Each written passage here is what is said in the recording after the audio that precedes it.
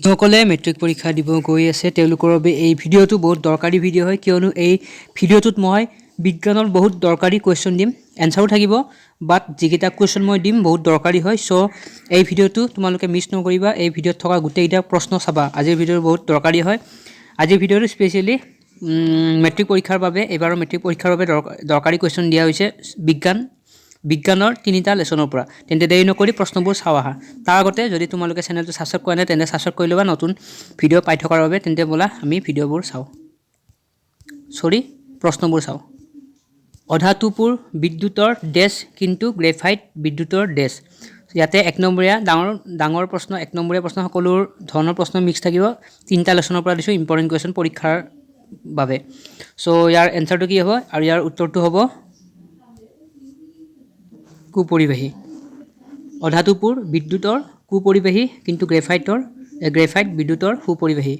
So তোমালোকে answer দিয়া থাকিব তোমালোকে চাই লবা মই অতি সোনকালে কৈ যাম প্ৰশ্নবোৰ উত্তৰবোৰ কৈ যাম সো তোমালোকে ভিডিঅ'টো ৰখাই ফেলে উত্তৰবোৰ লিখি লব পাৰা হৈছে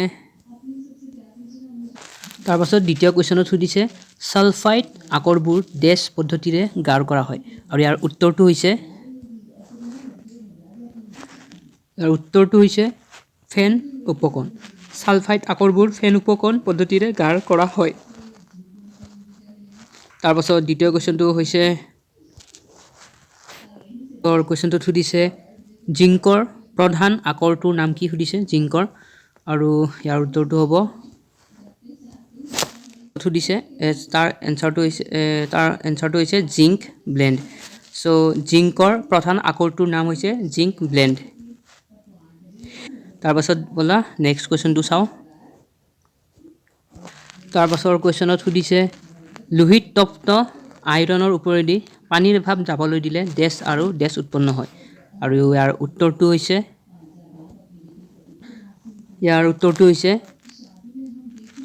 ফেৰছফেৰিক অক্সাইড আৰু হাইড্ৰজেন গেছ লোহিত তপ্ত আইৰণৰ ওপৰেদি পানীৰ ভাপ যাবলৈ দিলে ফেৰছফেৰিক অক্সাইড আৰু হাইড্ৰজেন গেছ উৎপন্ন হয় তাৰ পাছত বলা নেক্সট কুৱেশ্যনটো চাও তাৰ পাছৰ নেক্সট কুৱেশ্যন সুধিছে মেগনেছিয়াম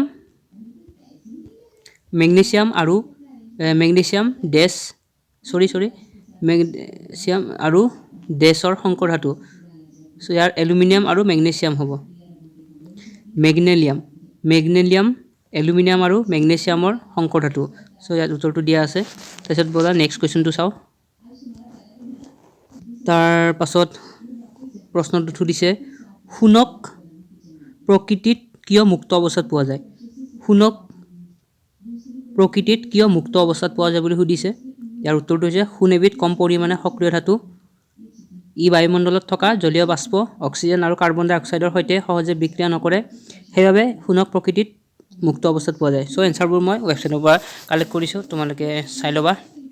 তাৰপিছত বলা নেক্সট কুৱেশ্যনটোলৈ যাও তাৰপাছত লং কুৱেশ্যন কেইটামান আছে কাৰণ দৰ্শাব দিয়া সো তোমালোকে এইকেইটা চাই লবা গহনা তৈয়াৰ কৰিবলৈ প্লেটিনাম গোল্ড আৰু সিলভাৰ ব্যৱহাৰ কৰা হয় সোডিয়াম পটাছিয়াম আৰু লিথিয়াম ধাতু তেলত ডুবাই ৰখা হয় কিয় কাৰণ দৰ্শাব দিছে এলুমিনিয়াম যথেষ্ট সক্ৰিয় ধাতু তথাপি ইয়াক ৰন্ধনত ব্যৱহাৰ কৰা বৰ্তন তৈয়াৰ কৰিবলৈ ব্যৱহাৰ কৰা হয় তাৰ পাছত ধাতু নিষ্কাশনৰ সময়ত কাৰ্বনেট আৰু সালফাইড আকৰ অক্সাইডলৈ ৰূপান্তৰ কৰা হয় কিয় কাৰণ দৰ্শাব দিছে সো এই গোটেইটা বহুত দৰকাৰী হয় এটা কোনটো দিয়া ঠিক নাই সো তোমালোকে গোটেইটা এবাৰ চাবা গহনাটো বেছিকৈ চাবা তাৰ পাছত সোডিয়াম তাৰপিছত ধাতু নিষ্কাশন এইকেইটা ভালকৈ চাবা সো যেহেতু অলৰেডি তিনিটা চাবাই সো এইটো চাই থবা ইয়াতে উত্তৰটো দিয়া আছে যদি তোমালোকে অলৰেডি উত্তৰ কৰি থৈছা তেন্তে উত্তৰ নিজৰ মতে কৰিলে হ'ল ইয়াতে তথাপি উত্তৰবোৰ দিয়া আছে যোনে নাজানে তেওঁলোকে এই উত্তৰবোৰ চাই ফেলে বহীত টুকি ল'ব পাৰে তাৰপিছত নেক্সট চি নম্বৰটোৰ উত্তৰটো মই দি আছোঁ তাৰপিছত নেক্সট এইটো বি নম্বৰৰ উত্তৰটো আৰু চি নম্বৰ আৰু ডি নম্বৰৰ উত্তৰবোৰ দিয়া আছে মই কৈ নিদিওঁ বহুত দেৰি হৈ যাব ভিডিঅ'টোত নহ'লে সেইকাৰণে তোমালোকে ভিডিঅ'টো প'জ কৰি লিখি ল'বা তাৰপিছত বলা নেক্সট কুৱেশ্যনটো চাওঁ তাৰপাছত নেক্সট কুৱেশ্যনত সুধিছে তলৰ কোনবোৰ ক্ষেত্ৰত প্ৰতিস্থাপন বিক্ৰিয়া ঘটিব সো ইয়াত দিয়া আছে এক্সাম ABCD কৰি সো সুধিছে কোনটোৰ ক্ষেত্ৰত প্ৰতিস্থাপন বিক্ৰিয়া ঘটিব সুধিছে সো উত্তৰটো দিয়া আছে তলত option A option B, option C, option D. তাৰপিছত ইয়াত লিখি দিয়া আছে, ইয়াতে উত্তৰটো দিয়া আছে, তোমালোকে চাই ল'বা। AgNO3 দ্ৰৱ আৰু কপাৰ ধাতুৰ ক্ষেত্ৰত প্ৰতিস্থাপন বিক্ৰিয়া ঘটিব।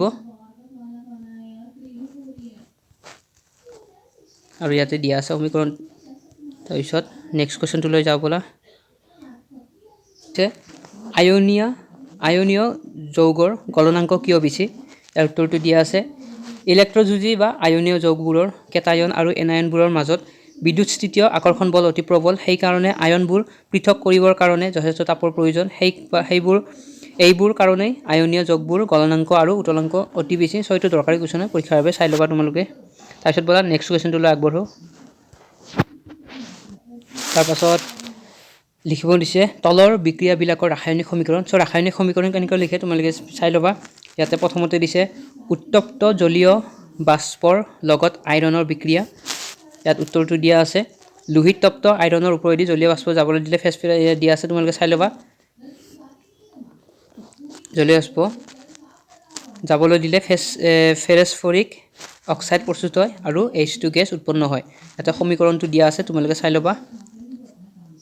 মই জুম কৰি দিছোঁ ৰ'ব। এইটো সমীকৰণ তোমালোকে চাই ল'বা। তাৰপিছত নেক্সট প্ৰশ্নটোত আছিল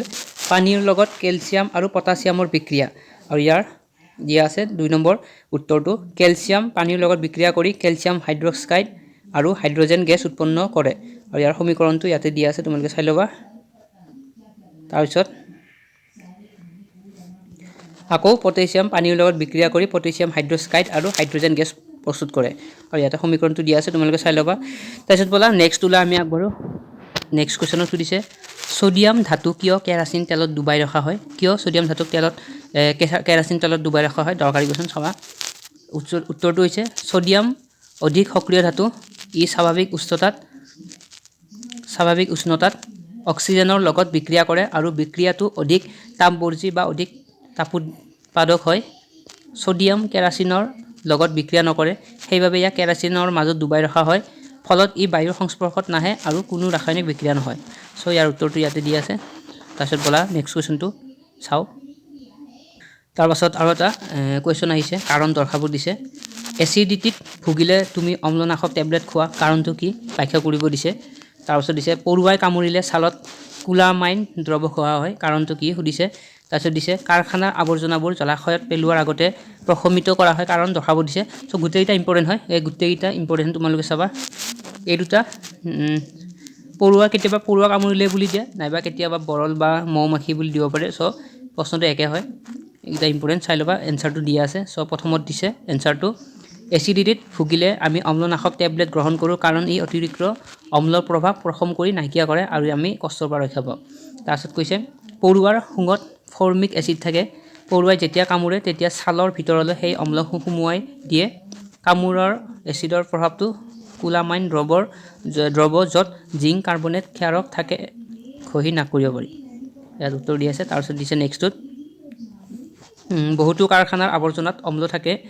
যদি সেই আৱৰ্জনাসমূহ জলাশয়লৈ বৈ যাবলৈ দিয়া হয়, তেনেহ'লে সেই অম্লই পানীত থকা মাছ আৰু অন্য জীৱ ধ্বংস কৰিব। সেয়েহে কাৰখানাৰ আৱৰ্জনাবোৰ জলাশয়ত পেলোৱাৰ আগতে প্ৰশমিত কৰা হয়। উত্তৰবোৰো দিয়া আছে, তোমালোকে ভিডিঅ'টো প'ষ্ট কৰি লিখি ল'ব পাৰা। তাৰপিছত ব'লা নেক্সট কুৱেশ্যনটো চাওঁ। কেঁচা গাখীৰৰ pH-ৰ মান 6,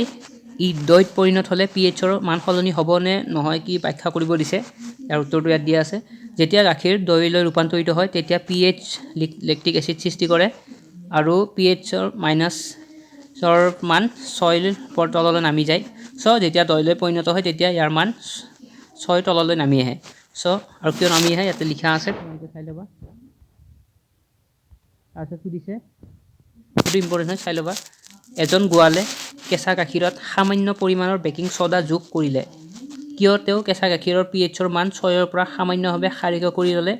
এই গাখীৰখিনি দৈত পৰিণত হ'বলৈ বেছি সময় লাগে কিয়? ইয়াত সুধিছে, এইটো ইম্পৰ্টেণ্ট কুৱেশ্যন হয়, তোমালোকে চাই ল'বা। এইটো কৈছে যে এজন গোৱালে গাখীৰত অলপ পৰিমাণে বেকিং ছ'ডা দিয়ে আৰু ইয়াৰ ফলত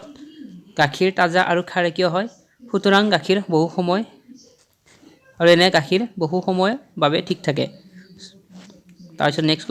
নেক্সট উত্তৰটো বি নম্বৰৰ। চ' ইয়াতে এ নম্বৰত সুধিছিল কিয় কেঁচা গাখীৰৰ pH-ৰ মান 6ৰ পৰা সামান্যভাৱে ক্ষাৰীয় কৰা হয়, ইয়াৰ উত্তৰটো এইটো। তাৰপিছত বিত সুধিছে এই গাখীৰখিনি দৈত পৰিণত হ'বলৈ বেছি সময় লাগে কিয়, ইয়াৰ উত্তৰটো হৈছে এই গাখীৰ দৈলৈ ৰূপান্তৰ হোৱাৰ বাবে বেছি সময় লাগে কাৰণ গাখীৰক ক্ষাৰীয় কৰাৰ বাবে বেকিং ছ'ডা দিয়া হয় আৰু বিক্ৰিয়াৰ ফলত লেক্টিক এচিড তৈৰি হয়। এই এচিড ক্ষাৰ দ্বাৰা প্ৰশমিত হয় আৰু ইয়াৰ পিছত লাহে লাহে আম্লিক হয় গাখীৰ দৈত ৰূপান্তৰিত হয় বুলি বেছি সময় লাগে উল্লেখ কৰা আছে। চ' তোমালোকে চাই ল'বা। তাৰপিছত নেক্সট কুৱেশ্যনটোলৈ আগবাঢ়ো ব'লা। তাৰপাছত নেক্সট কুৱেশ্যনটো ইম্পৰ্টেণ্ট সুধিছে পাতিত পানীয়ে বিদ্যুৎ সৰবৰাহ নকৰে কিন্তু বৰষুণৰ পানীয়ে কৰে, ইয়াৰ উত্তৰটো হৈছে পাতিত পানী হ'ল বিশুদ্ধ পানী, ই আয়ন গঠন নকৰে কিন্তু বৰষুণৰ পানীত এচিড আৰু নানা ধৰণৰ অশুদ্ধি থাকে যি আয়ন মুক্ত কৰে আৰু সেই আয়নে বিদ্যুৎ পৰিবাহী। এই যিবোৰ প্ৰশ্নত ইয়াতে স্পেলিঙৰ অলপ মিষ্টেক হৈ আছে ক'ৰবাত তোমালোকে সেইখিনি মিষ্টেক চাই ল'বা, শুদ্ধ কৰি ল'বা। চ' মই যিহেতু অফিচিয়েল ৱেবছাইটৰ পৰা লৈছোঁ এইবোৰ এনচাৰ, চ' তাতে অলপ লিখাত এনচাৰবোৰ ভুল হৈ আছে অলপ স্পেলিংবোৰ, চ' তোমালোকে সেই স্পেলিংবোৰ ঠিক কৰি ল'বা। তাৰপিছত নেক্সট কুৱেশ্যনটো সুধিছে পানীৰ অনুপস্থিতিত এচিডে এচিড ধৰ্ম প্ৰদৰ্শন নকৰে কিয়, পানীৰ অনুপস্থিতিত এচিডে এচিড ধৰ্ম প্ৰদৰ্শন নকৰে কিয়, ইয়াতে উত্তৰটো দিয়া আছে পানীত দ্ৰৱীভূত কৰিলে এচিডে H2 আয়ন মুক্ত কৰে কিন্তু পানীত দ্ৰৱীভূত নকৰা এচিডে H+ আয়ন এৰি নিদিয়ে কিন্তু এচিডৰ জলীয় দ্ৰৱ H+ আয়ন মুক্ত কৰে। ফলস্বৰূপে পানী মিশ্ৰিত এচিডৰ মাজেৰে বিদ্যুৎ প্ৰবাহিত হয় অৰ্থাৎ ই এচিডৰ ধৰ্ম প্ৰদৰ্শন কৰে। চ' এই দুটা প্ৰশ্নতকৈ বেছি ইম্পৰ্টেণ্ট প্ৰশ্ন হৈছে এইটো, মন দি ভালকৈ চাবা। তাৰপিছত ব'লা নেক্সট কুৱেশ্যনটো চাওঁ। তাৰপাছত সুধিছে অজীৰ্ণতাৰ চিকিৎসাৰ বাবে তলৰ কোন ধৰণৰ ঔষধ ব্যৱহাৰ কৰা হয়, ইয়াৰ উত্তৰটো তোমাৰ জানাই অম্লনাশক, অপশ্যন চি অম্লনাশক। তাৰপিছত নেক্সট কুৱেশ্যনটোলৈ যাওঁ ব'লা। তাৰপিছত কৈছে নেক্সট কুৱেশ্যনত কঠিন পানী কোমল কৰাৰ কাৰণে ব্যৱহাৰ কৰা ছ'ডিয়াম যৌগটোৰ নাম কি লিখিব দিছে, ইয়াৰ উত্তৰটো হৈছে ছ'ডিয়াম কাৰ্বনেট। তাৰপিছত ব'লা নেক্সট কুৱেশ্যনটোলৈ যাওঁ। তাৰপিছত কৈছে নেক্সট কুৱেশ্যনত তোমাৰ হাতত এ আৰু বি দুটা দ্ৰব্য আছে, দ্ৰব্য এৰ pH-ৰ মান হৈছে 6 আৰু দ্ৰব্য বিৰ pH-ৰ মাত্ৰা হৈছে 8, কোনটো দ্ৰৱত হাইড্ৰজেন আয়নৰ গাঢ়তা বেছি, কোনটো আম্লিক কোনটো ক্ষাৰীয় সুধিছে, ইয়াৰ উত্তৰটো হৈছে pH-ৰ মান 6 থকা দ্ৰৱটো হ'ল আম্লিক আৰু pH-ৰ মান 8 থকা দ্ৰৱটো হৈছে ক্ষাৰকীয়। দ্ৰব্য এত pH মাত্ৰা য'ত 6 হাইড্ৰজেন গাঢ়তা বেছি। তাৰপিছত ব'লা নেক্সট কুৱেশ্যনটোলৈ যাওঁ। তাৰপিছত নেক্সট কুৱেশ্যন সুধিছে শুকান HCl গেছে কিয় শুকান লিটমাছ কাগজৰ ৰঙৰ পৰিৱৰ্তন নঘটায়, ইয়াৰ উত্তৰ অকল জলীয় মাধ্যমত HCl এচিড দ্ৰৱ H+ আৰু Ci- আয়ন সৃষ্টি কৰিব পাৰে কিন্তু শুদ্ধ মাধ্যমত নোৱাৰে, সেইবাবে শুকান HCl লিটমাছ কাগজৰ ৰঙৰ কোনো পৰিৱৰ্তন নঘটায়। যদি তোমালোকে এনচাৰ অলৰেডি তোমালোকৰ হিচাপত কৰি থোৱা আছে তেন্তে সেই প্ৰশ্নবোৰে চাবা, নতুনকৈ কৰিব দৰকাৰ নাই। তাৰপিছত ব'লা নেক্সট কুৱেশ্যনটোলৈ আগবাঢ়ো।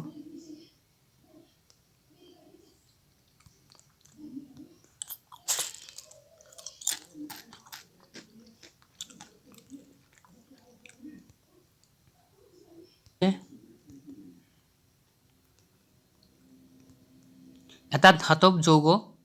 এ লঘু হাইড্ৰক্লৰিক এচিডৰে সৈতে বিক্ৰিয়া কৰি বুৰবৰণিৰ সৃষ্টি কৰে, উৎপন্ন হোৱা গেছটোৱে এডাল জ্বলি থকা মমবাতি নুমুৱাই। বিক্ৰিয়াটোত উৎপন্ন হোৱা এটা যৌগ কেলছিয়াম ক্লৰাইড হ'লে বিক্ৰিয়াটোৰ বাবে সম্বলিত সমীকৰণটো লিখিব দিছে, ইয়াতে সন্তুলিত হয় এইটো আৰু এই প্ৰশ্নটো দৰকাৰী প্ৰশ্ন হয়, মনত ৰাখিবা। ধাতুৰ যৌগ ইয়াতে এনচাৰটো দিয়া আছে, এ হ'ব CaCO3 কেলছিয়াম কাৰ্বনেট, নিৰ্গত হোৱা গেছ হ'ল কাৰ্বন ডাই অক্সাইড। সন্তুলিত ৰাসায়নিক সমীকৰণটো হৈছে এইটো, ইয়াত দিয়া আছে তোমালোকে চাই ল'বা, মই জুম কৰি দিছোঁ। চ' তোমালোকে দেখা পাইছা। চ' যিবোৰ স্পেলিং ভুল হৈছে তোমালোকে শুদ্ধ কৰি ল'বা নিজে আৰু মই দেখা পোৱাবোৰ মই কৈ দিছোঁ বাৰু। তাৰপিছত বাৰু নেক্সট কুৱেশ্যনটোলৈ যাওঁ। তাৰপিছত সুধিছে প্লাষ্টাৰ অফ পেৰিছে পানীৰ সৈতে বিক্ৰিয়া কৰি উৎপন্ন কৰা পদাৰ্থবিধ কি, ইয়াৰ উত্তৰটো আগতেও দিছিলোঁ জিপছাম হ'ব। তাৰপিছত বাৰু নেক্সট কুৱেশ্যনটোলৈ যাওঁ। তাৰপিছত সুধিছে তলৰ কোনবিধ যৌগক পানীৰ স্থায়ী কঠিনতা দূৰ কৰিবলৈ ব্যৱহাৰ কৰা হয়, আৰু ইয়াৰ উত্তৰটো হৈছে কাপোৰ ধোৱা ছ'ডা। তাৰপিছত ব'লা নেক্সট কুৱেশ্যনটোলৈ যাওঁ। তাৰপাছত সুধিছে তলৰ কোনটো অধাতৱীয় অক্সাইডৰ প্ৰকৃতি প্ৰথম আৰু ইয়াৰ উত্তৰটো হৈছে অপশ্যন চি H2O তাৰপিছত পৰা নেক্সট কুৱেশ্যনটো চাওঁ ইম্পৰ্টেণ্ট কুৱেশ্যন হয় এইটো চুৰাটৰ পাতে বিন্ধিলে তলৰ কোনটো এচিড নিষিদ্ধ হয় চ' কেতিয়াবা পৰুৱাৰ বুলিও দিব পাৰে কিন্তু এনচাৰ একে চুৰাটৰ পাতৰ শুঙে বিন্ধিলে তলৰ কোনবিধ এচিড নিষিদ্ধ হয় আৰু ইয়াৰ উত্তৰটো হৈছে মিথানয়িক এচিড তাৰপিছত পৰা নেক্সট কুৱেশ্যনটো চাওঁ তাৰপিছত কৈছে তলৰ কোনটো pH মানৰ পৰিসৰত আমাৰ দন্ত ক্ষয়ৰ সূচনা হয় আৰু ইয়াৰ উত্তৰ আগতে দিছিলোঁ অপশ্যন বি 5.5তকৈ কম তাৰপিছত বলা নেক্সট কুৱেশ্যনটোলৈ আগবাঢ়ো তাৰপিছত সুধিছে তলৰ কোনটো pHৰ মানৰ পৰিসৰত মানৱ শৰীৰে ভালদৰে কাৰ্য কৰে তলৰ কোনটো pHৰ মানৰ পৰিসৰত মানৱ শৰীৰে ভালদৰে কাৰ্য কৰে ইয়াৰ অপশ্যনটো অপশ্যন চি 7ৰ পৰা 7.8 লৈ চ' ইয়াৰ উত্তৰটো এইটো তাৰপিছত পৰা নেক্সট কুৱেশ্যনটো চাওঁ কেইটামান এক নম্বৰীয়া ইম্পৰ্টেণ্ট কুৱেশ্যন সূচক কি সুধিছে যিবিলাক পদাৰ্থই আম্লিক আৰু ক্ষাৰকীয় মাধ্যমত ৰঙৰ পৰিৱৰ্তন কৰি এচিড আৰু ক্ষাৰকৰ চিনাক্তকৰণত সহায় কৰে সিহঁতক অম্ল ক্ষাৰক সূচক বা সূচক বোলে চ' এইটো প্ৰশ্নত কয় এই দুটা ইম্পৰ্টেণ্ট কুৱেশ্যন হয় প্ৰথমতে সুধিছে দুবিধ প্ৰাকৃতিক সূচকৰ উদাহৰণ দিব দিছে লিটমাছ আৰু হালধি তাৰপিছত সুধিছে দুবিধ সাংখ্যিক সূচকৰ নাম লিখা ইয়াৰ উত্তৰটো মিথাইল অৰেঞ্জ ফিনল থেলিন তাৰপিছত পৰা নেক্সট কুৱেশ্যনটো চাওঁ তাৰপিছত সুধিছে বিক্ৰিয়াত উৎপন্ন হোৱা পদাৰ্থবোৰক ডেছ পদাৰ্থ বোলে আৰু ইয়াৰ উত্তৰ দিছে বিক্ৰিয়াত উৎপন্ন হোৱা পদাৰ্থক বিক্ৰিয়াজাত পদাৰ্থ বুলি কোৱা হয় এইবোৰ MC কিতাপতো দিব পাৰে ঠিক নাই তাৰপিছত সুধিছে যিবোৰ বিক্ৰিয়াত যৌগ এটা ইয়াত থকা উৎপাদনবোৰৰ পৰা প্ৰত্যক্ষভাৱে যোজিত হয় নতুন পদাৰ্থ উৎপন্ন কৰে সেই বিক্ৰিয়াক ডেছ বিক্ৰিয়া বোলে ইয়াৰ উত্তৰ সংযোজন তাৰপাছত সুধিছে যিবোৰ বিক্ৰিয়াত এটা যৌগ তাপৰ প্ৰভাৱত দুই বা তাতোধিক অংশলৈ বিখণ্ডিত হয় তাক ডেছ বোলে ইয়াৰ উত্তৰ দিছে বিয়োজন তাৰপিছত সুধিছে যিবোৰ বিক্ৰিয়াত দুটা যৌগৰ উপাদানবোৰ পাৰস্পৰিক বিনিময় হয় সেই বিক্ৰিয়াবোৰক ডেছ বিক্ৰিয়া বোলে উত্তৰটো হৈছে ডি বিয়োজন বোলে তাৰপিছত ব'লা নেক্সট কুৱেশ্যনটো চাওঁ তাৰপিছত সুধিছে ভৰৰ নিত্যতা সূত্ৰ অনুসৰি বিক্ৰিয়া এটাত পৰমাণুৰ সৃষ্টি বা ধ্বংস হ'ব নোৱাৰে গতিকে বিক্ৰিয়া এটাত দুয়োফালে প্ৰত্যেকবিধ ডেছ সমান হ'ব ইয়াৰ উত্তৰ দিছে পৰমাণুৰ সংখ্যা সমান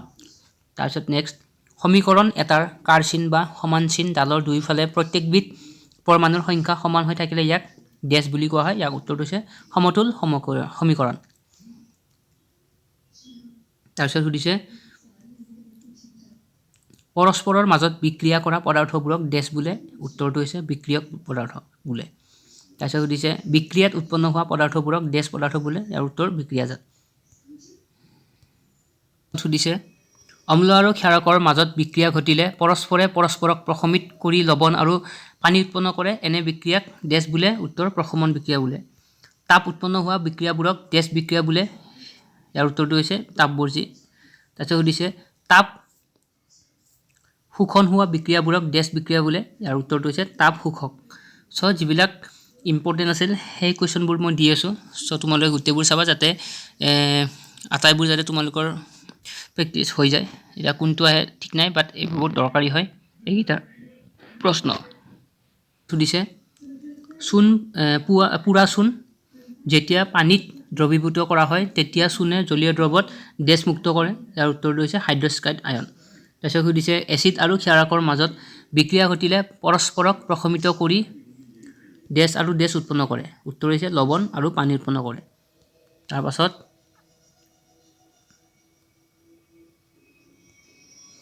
জাৰণ বিজাৰণ বিক্ৰিয়াত জাৰক পদাৰ্থ ডেছ হয় আৰু বিজাৰক পদাৰ্থ ডেছ দান কৰে ইয়াৰ উত্তৰটো হৈছে জাৰক পদাৰ্থ বিজাৰিত হয় আৰু বিজাৰক পদাৰ্থ ইলেক্ট্ৰন দান কৰে তাৰপাছত নেক্সটত সুধিছে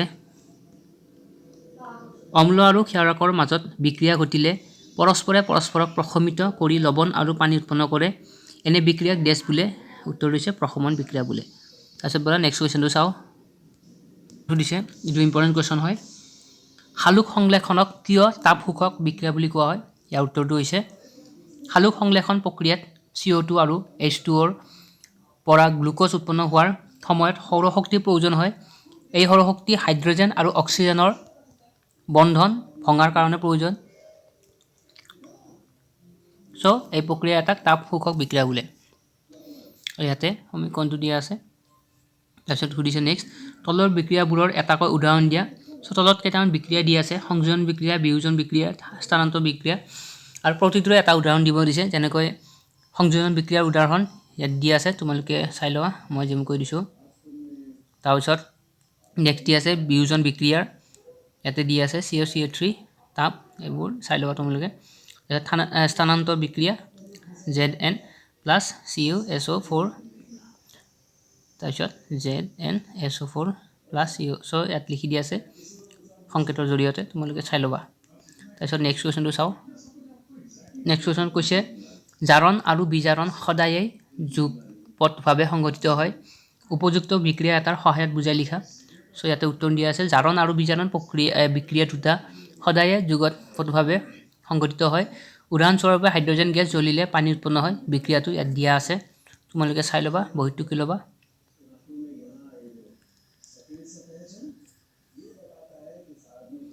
বিক্ৰিয়াটোত হাইড্ৰজেনত অক্সিজেন গেছ যোগ হৈছে গতিকে হাইড্ৰজেন পানীলৈ জাৰিত হৈছে এই বিক্ৰিয়াটো এনে ধৰণেও ক'ব পাৰি যে বিক্ৰিয়াটোত অক্সিজেন পানী বিজাৰিত হৈছে বিক্ৰিয়াটোত হাইড্ৰজেন বিজাৰক আৰু অক্সিজেন জাৰক পদাৰ্থ বিজাৰক পদাৰ্থ সদায় জাৰিত হয় আৰু জাৰক পদাৰ্থ সদায় বিজাৰিত হয় সো কেইটামান স্পেলিং ভুল হৈ আছে তোমালোকে শুদ্ধ কৰি ল'বা তাৰপিছত বলা নেক্সট কোৱেশ্চনটো চাও তাৰপিছত এটা ইম্পৰ্টেণ্ট কোৱেশ্চন সুধিছে যে এটা উজ্জ্বল মুগা ৰঙৰ মৌল Xক বায়ুত গৰম কৰাত কলা হৈ পৰি মৌল X আৰু উৎপন্ন হোৱা কলা ৰঙৰ যৌগটোৰ নাম কি সুধিছে ইয়াৰ উত্তৰ দিছে X হল তাম্ৰ ধাতু বা কপাৰ ই বায়ুত জাৰিত হয় কপাৰ অক্সাইড বা CO গঠন কৰে যাৰ বৰণ কলা হয় ইয়াতে সমীকৰণটো দিয়া আছে সো উত্তৰটো চাই ল'বা তাৰপিছত কৈছে লুৰ বস্তুত ৰঙৰ প্ৰলেপ কিয় দিওঁ অলৰেডি মই দিছোঁ লু নিৰ্মিত বস্তুৰ ওপৰত ৰঙৰ প্ৰলেপ দি মামৰে ধৰাৰ পৰা ৰক্ষা কৰিব পাৰি চাই ল'বা উত্তৰটো দিয়া আছে তাৰপিছত সুধিছে নেক্সট তেল আৰু চৰ্বি থকা খাদ্যবস্তু নাইট্ৰজেনৰ পৰিৱেশত পেকেটত ভৰোৱা হয় কিয় সুধিছে ইয়াৰ উত্তৰটো ইজি হয় আৰু দৰকাৰী হয় তোমালোকে চাই ল'বা তেল আৰু চৰ্বিযুক্ত খাদ্য সামগ্ৰী নাইট্ৰজেন গেছৰ মাধ্যমত পেকেটত ভৰোৱা হয় কাৰণ বায়ুৰ পৰিৱেশত তেল আৰু চৰ্বিযুক্ত খাদ্য জাৰিত হৈ পচি যায় আৰু দুৰ্গন্ধ নিৰ্গত হয় নাইট্ৰজেন গেছৰ পৰিৱেশত পেকেটত ভৰোৱা খাদ্যবস্তু অক্সিজেনৰ সংস্পৰ্শত আহিব নোৱাৰে আৰু ই জাৰিত হ'ব নোৱাৰে গতিকে খাদ্যবস্তু ভালে থাকে সো ইয়াৰ হৈছে এইটো উত্তৰ তাৰপিছত বলো নেক্সট কোৱেশ্চনটো চাও তাৰপিছত কৈছে তাপ পোহৰ আৰু বিদ্যুৎ শক্তিৰে সংঘটিত বিয়োজন বিক্ৰিয়াৰ এটাকৈ সমীকৰণ লিখা এটা বিয়োজন বিক্ৰিয়াত এটা যৌগ তাপ সূৰ্য ৰশ্মি বা পোহৰ আৰু বিদ্যুতৰ প্ৰভাৱত দুই বা ততোধিক অংশলৈ বিখণ্ডিত হয় যেনে ইয়াত দিয়া আছে উদাহৰণবোৰ তোমালোকে টুকি ল'বা মই জুম কৰি দিছোঁ তাৰপিছত বলা নেক্সট কুৱেশ্যনটোলৈ আমি আগবাঢ়ো নেক্সট ইম্পৰ্টেণ্ট কুৱেশ্যন হয় দুটা তাপবৰ্জী আৰু তাপগ্ৰাহী বিক্ৰিয়া বুলিলে কি বুজা উদাহৰণ দিব দিছে তাপ উৎপন্ন হোৱা ৰাসায়নিক বিক্ৰিয়াবোৰক তাপবৰ্জী বা তাপোদ্ধক বিক্ৰিয়া বোলে যেনে ইয়াত দিয়া আছে তাৰপিছত দিছে তাপ শোষণ হোৱা ৰাসায়নিক বিক্ৰিয়াবোৰক তাপগ্ৰাহী বা তাপশোষক বিক্ৰিয়া বুলি কোৱা হয় ইয়াতো উদাহৰণ দিয়া আছে তাৰপিছত ইম্পৰ্টেণ্ট কুৱেশ্যনটো হৈছে শ্বসনক এটা তাপবৰ্জী বিক্ৰিয়া বুলি কোৱা হয় শ্বসনক এটা তাপবৰ্জী বিক্ৰিয়া বুলি কিয় কোৱা হয় বিবেচনা কৰিব দিছে ব্যাখ্যা কৰিব দিছে ইয়াৰ উত্তৰটো দিয়া আছে তোমালোকে চাই ল'বা তাৰপিছত নেক্সট কুৱেশ্যনলৈ আগবাঢ়ো বলা চাই ল'বা শ্বসন কাৰ্যত গ্লুকোজ জাৰিত হয় CO2 H2O তাপ উদ্ভৱ হয় যেহেতু শ্বসন কাৰ্য ইয়াতে স্পেলিংবোৰ ভুল হৈ আছে শ্বসন কাৰ্য চলাৰ সময়ত তাপ শক্তি উদ্ভৱ হয় সেইবাবে শ্বসন কাৰ্যক তাপবৰ্জী বা তাপোদ্ধক বিক্ৰিয়া বুলি কোৱা হয় তাৰপিছত বলা নেক্সট কুৱেশ্যনটো চাওঁ ইম্পৰ্টেণ্ট তোমালোকে গোটেইকেইটা চাই ল'বা তলৰ দিয়াবোৰৰ বাবে এইটো স্পেলিং ভুল হৈ আছে সন্তুলিত ৰাসায়নিক সমীকৰণ লিখা আৰু প্ৰতিটো কোন প্ৰকাৰৰ বিক্ৰিয়া চিনাক্ত কৰিব দিছে potassium bromide barium iodide potassium iodide barium bromide so ইয়াতে দিয়া আছে জিংক কাৰ্বনেট এইটো তোমালোকে কিতাপতো পাবা এইটো চাই ল'বা তোমালোকে গোটেইকেইটা ABCD লৈকে আছে সো গোটেইকেইটা এনসাৰ দিয়া আছে তোমালোকে এইটো কি লোৱা মই কৈ নিদিওঁ দেৰি হৈ যাব নহ'লে এইটো A এইটো B এইটো C এইটো D এনসাৰ সো তোমালোকে বহিত টুকি ল'বা বলা নেক্সট কুৱেশ্যনটো চাওঁ কুৱেশ্যন তলৰ ৰাসায়নিক সমীকৰণসমূহ সন্তুলন কৰিব দিছে A number B number C number D number সন্তুলন কৰিব দিছে সো তোমালোকে আটাইবোৰ চাবা কোনটো দিয়া ঠিক নাই সো তোমালোকে গোটেইটা চাই ল'বা ইয়াতে এনসাৰবোৰ দিয়া আছে A B C D ৰ এনসাৰ তোমালোকে